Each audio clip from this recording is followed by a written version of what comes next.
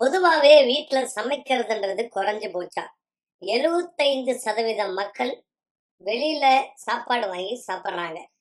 இதனால ஆரோக்கியம் பெருகுதா? ஆரோக்கியம் கெடுதா?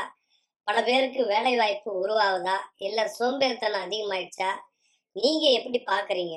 வெளியில ஃபுட் டெலிவரி பண்றது, வெளியில வாங்கி சாப்பிடுறது நல்லதா? அவங்களுக்கு ரொட்டீன் ஒர்க் இருக்குதுனால வீட்டுல சர்வெண்ட் நம்ப முடியல இந்த காலத்துல. அதனால நிறைய பேர் ஸ்விக்கி ஜொமேட்டோன்னு வாங்கி சாப்பிட்டு உடலுக்கு எடுத்துறாங்க, தவிர நல்ல உணவு கிடையாது அது. இருந்தாலும் சாப்பிட்டு அந்த காலத்துல இயற்கையான உணவு சாப்பிட்டு 100 வயசு வரைக்கும் இருந்தாங்க. இப்ப இதெல்லாம் சாப்பிட்றவங்க பூரா 50 60 தாண்டது இல்ல.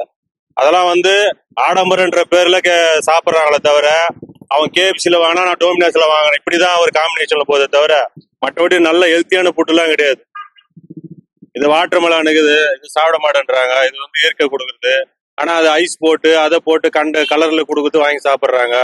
அப்படி இருக்கும்போது அவங்க அதான் சொல்றேன், நம்ம ஆரோக்கியன்றது நம்ம பார்த்து டிசைட் பண்றது.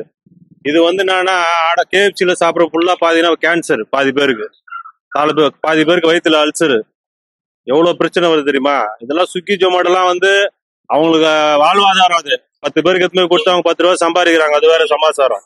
ஆனா அந்த உணவு டெலிவரி பண்றது அவங்க பொழப்பு, அவங்க பண்றாங்க. அந்த உணவுல எவ்வளவு நல்லது கெட்டது இருக்குதுன்னு சொல்லிட்டு நிறைய பேர் அதை யோசிக்கிறது கிடையாது. வீட்டுல சமைக்கிற மாதிரி உணவு வெளியிருந்து வாங்குறது அது என்னைக்குமே கெடுதல் தான். எல்லாரும் அவங்கள பிஸியா வச்சுக்கிறாங்க.